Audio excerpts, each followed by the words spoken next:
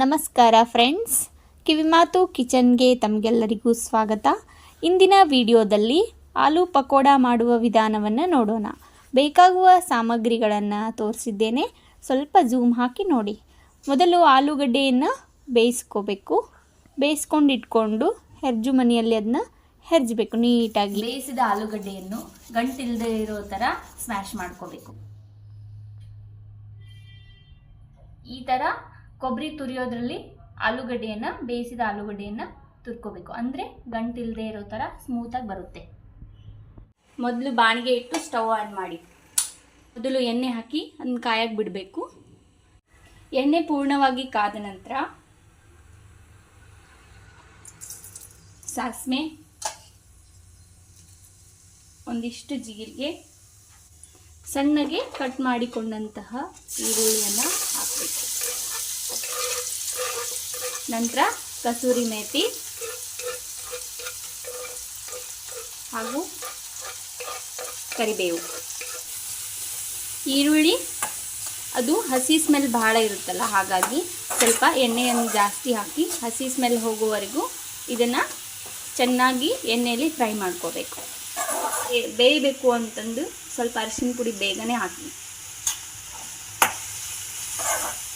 ಚೆನ್ನಾಗಿ ಬಂದಿದೆ. ಈಗ ರುಚಿಗೆ ತಕ್ಕಷ್ಟು ಉಪ್ಪು ಹಾಕ್ಕೋಬೇಕು.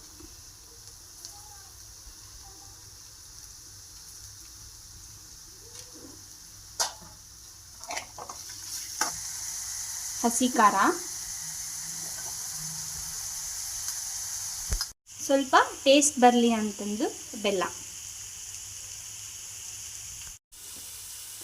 ನೆನೆಸಿಟ್ಕೊಂಡಿರುವಂಥ ಹುಣಸೆ ಹುಳಿ ಸ್ವಲ್ಪ ಹಾಕಿ ನೋಡಿ. ಈಗ ಚೆನ್ನಾಗಿ ಬೆಂದಿದೆ.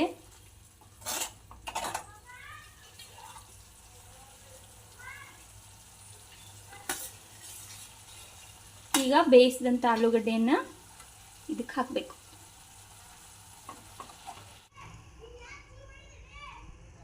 ನೋಡಿ, ಇವಾಗ ಕಲರ್ಫುಲ್ ಆಲೂ ಸ್ಟಫ್ ರೆಡಿಯಾಗಿದೆ. ಬ್ರೆಡ್ಡನ್ನು ಎಡ್ಜಸ್ ಈ ರೀತಿ ಕಟ್ ಮಾಡ್ಕೋಬೇಕು. ಇನ್ನು ತೆಗೆದುಬಿಟ್ಟು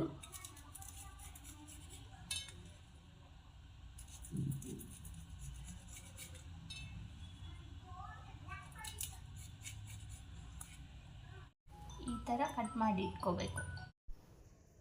ಆಲೂ ಸ್ಟಫನ್ನು ಈ ರೀತಿ ಚಿಕ್ಕ ಚಿಕ್ಕ ಉಂಡೆಗಳನ್ನಾಗಿ ಮಾಡಬೇಕು. ಈ ರೀತಿ ಬ್ರೆಡ್ಡನ್ನು ನೀರಲ್ಲಿ ಫುಲ್ ನೆನೆಸ್ಕೋಬಾರ್ದು, ಸ್ವಲ್ಪ ಹೀಗೆ ಮೆತ್ತಗಾಗೋ ಥರ ಸ್ವಲ್ಪ ನೆನೆಸ್ಬೇಕು.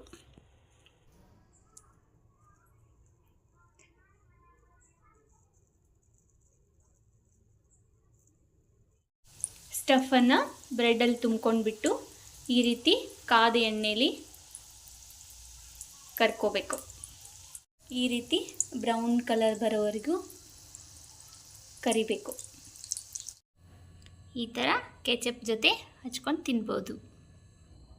ಕ್ರಿಸ್ಪಿ ಆಲೂ ಪಕೋಡ ರೆಡಿ. ಈ ವಿಡಿಯೋ ನಿಮಗೆ ಇಷ್ಟವಾಗಿದ್ದರೆ ಸಬ್ಸ್ಕ್ರೈಬ್ ಮಾಡಿ, ಲೈಕ್ ಮಾಡಿ, ಶೇರ್ ಮಾಡಿ.